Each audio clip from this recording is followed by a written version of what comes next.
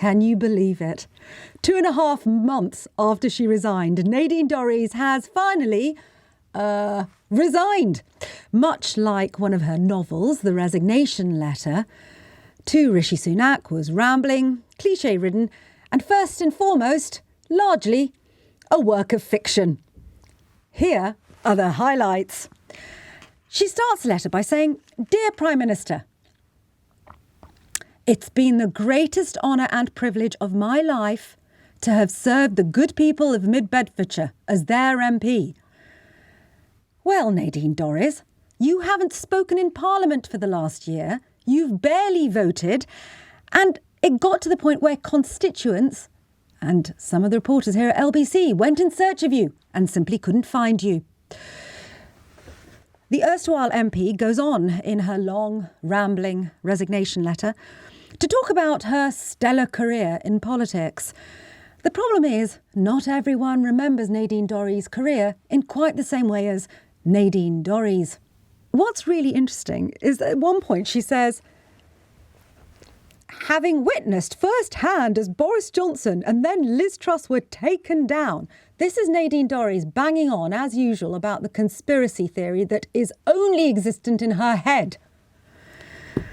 Nadine Dorries has literally rewritten history. The sentient amongst you will remember that Boris Johnson... No, let me start with Liz Truss. Liz Truss and Kwasi Kwarteng, you will remember, tanked the UK economy. Liz Truss's tenure lasted for a shorter period than a lettuce on a shelf. That's because after she tanked the economy, we saw the great institutions of this country, including the Bank of England, step in to try and salvage what could have been an utter disaster. So Liz Truss, having mortally wounded this country, was taken out by none other than her fellow Tory MPs. That's how we ended up with Rishi Sunak. Nadine Dorries she has literally drunk the Kool-Aid on this one.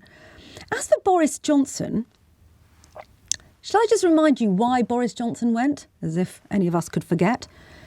The final straw was that he covered up for a sex pest. Remember him?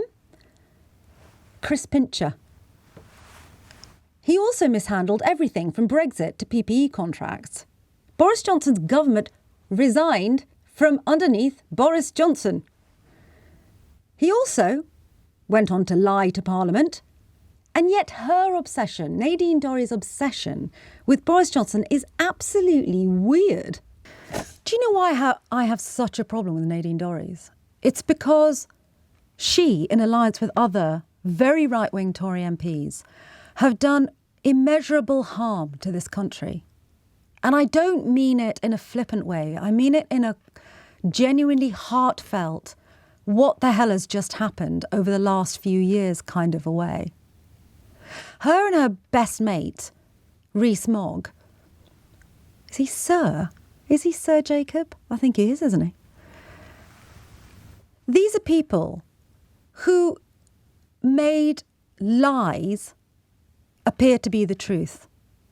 These are people who have the audacity to point the finger at journalists who are trying to point out their lies, their misdealings, their corruption, and claim it's all a conspiracy against them.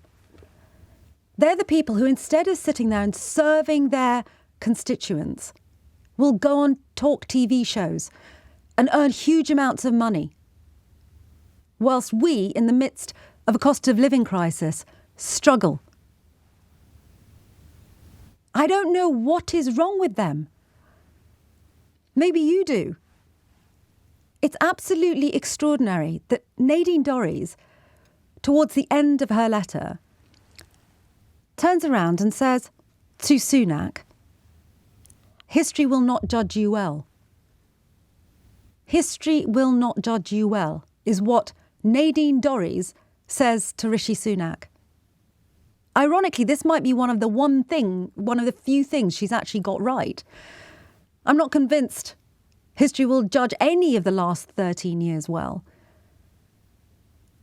But the way in which Nadine Dorries alienated other Tory MPs, alienated other Conservative voters because of her professional bootlicking of Boris Johnson is something she simply cannot accept. Pot, kettle, black. That's what I have to say about that. So when she says, history will not judge you well, Prime Minister, the thing Nadine Dorries needs to do is hold a mirror up to herself. She's the woman who thought that the best use of her time, while she was earning £80,000 paid for by the taxpayer, was to run away to Australia and join a reality TV show and eat kangaroo testicles.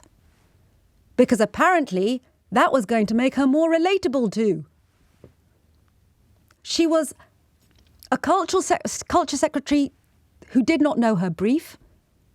She was an acolyte of Johnson's who enabled him to carry on in a position of power that he did not deserve and did not know how to handle, and be in absolutely no doubt whatsoever.